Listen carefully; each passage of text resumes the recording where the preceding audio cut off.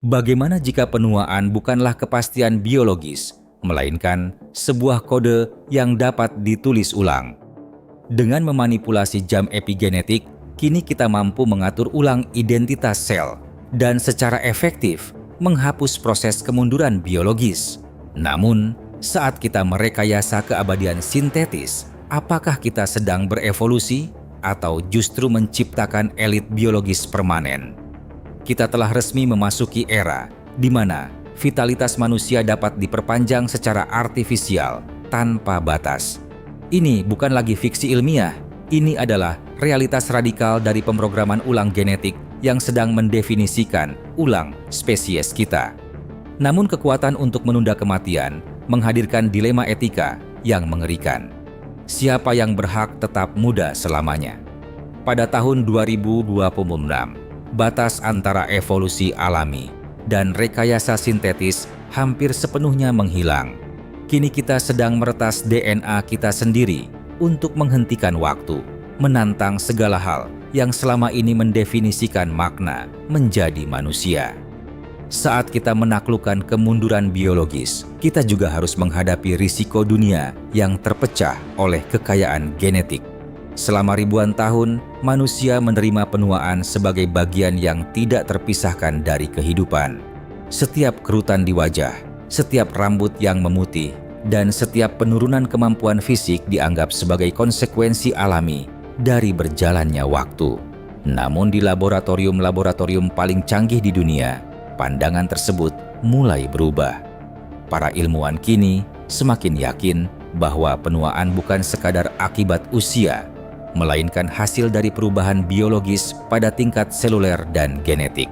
Jika proses tersebut dapat dipahami, maka mungkin suatu hari nanti proses itu juga dapat dikendalikan. Di jantung revolusi ini terdapat jam epigenetik atau epigenetic clock. Epigenetik menentukan gen mana yang aktif dan mana yang tidak. Seiring bertambahnya usia, pola epigenetik dalam tubuh mulai mengalami gangguan. Sel-sel perlahan kehilangan identitas dan efisiensinya, sehingga organ menjadi kurang optimal dan jaringan mengalami kerusakan. Namun bagaimana jika pola tersebut dapat dikembalikan ke kondisi yang lebih muda? Pertanyaan inilah yang mendorong lahirnya salah satu terobosan terbesar dalam sejarah bioteknologi modern. Para peneliti menemukan bahwa faktor genetik yang dikenal sebagai OSKM mampu mengatur ulang identitas sel. Dengan memanfaatkan kombinasi gen tertentu, sel yang telah tua dapat diprogram ulang sehingga kembali menunjukkan karakteristik yang lebih muda. Penemuan ini membuka kemungkinan membalikan usia biologis tanpa mengubah usia kronologis seseorang. Bayangkan komputer yang digunakan puluhan tahun hingga lambat. Genetic reprogramming mengembalikan seluruh sistem ke kondisi optimal. Alih-alih memperbaiki kerusakan satu persatu, teknologi ini berusaha mengembalikan seluruh sistem seolah waktu diputar kembali. Inilah alasan banyak ilmuwan mulai beralih fokus dari mengobati penyakit menjadi memperpanjang health span. Dunia medis selama ini lebih banyak mengatasi penyakit setelah muncul. Tetapi jika penuaan adalah akar, strategi harus berubah. Tujuannya bukan hanya membuat manusia hidup lebih lama, tetapi juga tetap sehat, aktif, dan produktif hingga usia lanjut. Beberapa eksperimen pada hewan menunjukkan kemampuan memulihkan fungsi jaringan dan memperbaiki kerusakan organ. Hasil awal memicu gelombang investasi besar-besaran dalam longevity, regenerative medicine, dan gene therapy. Perusahaan biotekno di seluruh dunia kini berlomba menghadirkan terapi peremajaan biologis yang aman dan efektif bagi manusia. Namun, setiap lompatan teknologi besar selalu membawa konsekuensi yang tidak kalah besar. Jika manusia mampu memperpanjang masa sehat selama puluhan tahun atau berabad-abad, dampaknya meluas ke ekonomi, pendidikan, pekerjaan, dan struktur sosial. Apa arti usia pensiun jika seseorang tetap sehat pada usia 150 tahun? Bagaimana generasi muda memperoleh kesempatan jika generasi sebelumnya tetap mendominasi posisi penting selama berabad-abad? Pertanyaan-pertanyaan tersebut membawa kita pada dilema etika yang jauh lebih dalam. Sejarah menunjukkan bahwa hampir semua teknologi revolusioner pada awalnya hanya dapat diakses oleh kelompok tertentu. Jika terapi perpanjangan usia tersedia dengan harga yang sangat mahal, maka kita berisiko menciptakan kesenjangan baru yang belum pernah terjadi sebelumnya. Bukan lagi kesenjangan pendidikan, teknologi, atau pendapatan, melainkan kesenjangan umur biologis. Kelompok kaya tidak hanya memiliki lebih banyak sumber daya, tetapi juga lebih banyak waktu untuk mengumpulkan kekayaan, memperluas pengaruh, dan mempertahankan kekuasaan. Bayangkan sebuah dunia di mana sebagian kecil populasi mampu mempertahankan kondisi fisik layaknya usia 30 atau 40 tahun selama beberapa abad.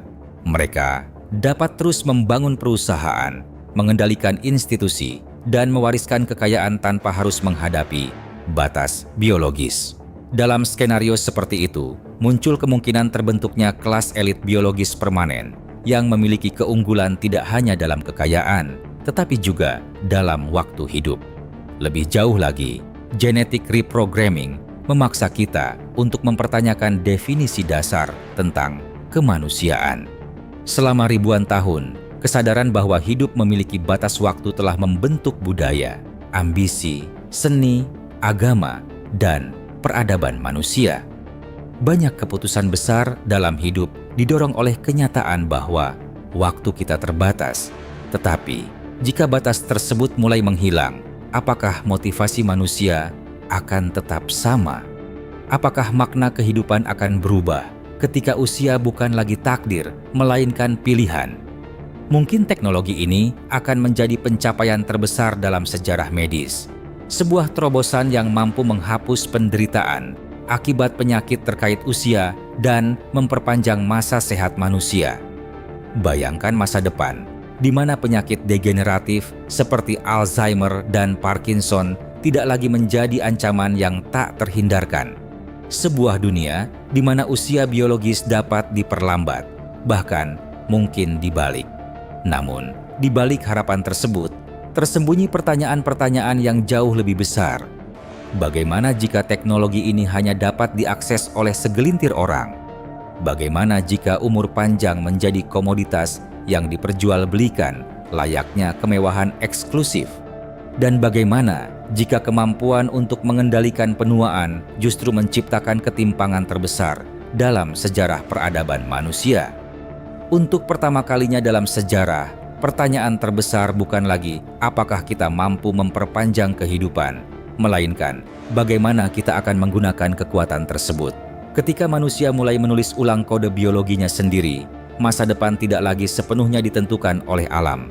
Masa depan ditentukan oleh keputusan yang kita ambil hari ini, keputusan yang akan menentukan apakah teknologi ini menjadi alat pembebasan bagi seluruh umat manusia, atau justru menjadi awal dari era baru yang penuh perpecahan.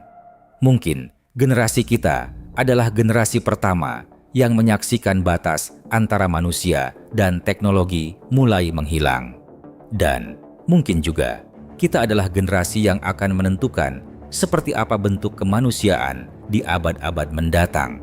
Lalu menurut kalian, jika teknologi yang dapat memperlambat atau bahkan membalikan proses penuaan benar-benar tersedia, apakah kalian akan menggunakannya?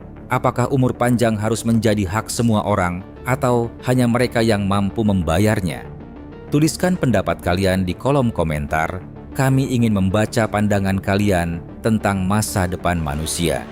Dan jika kalian menyukai pembahasan tentang teknologi masa depan, artificial intelligence, rekayasa genetika, transhumanisme, longevity, serta inovasi yang dapat mengubah peradaban manusia, jangan lupa tekan tombol like, subscribe, dan aktifkan lonceng notifikasi agar tidak ketinggalan video-video berikutnya.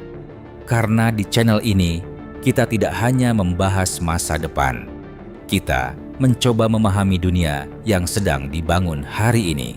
Sampai jumpa di video berikutnya.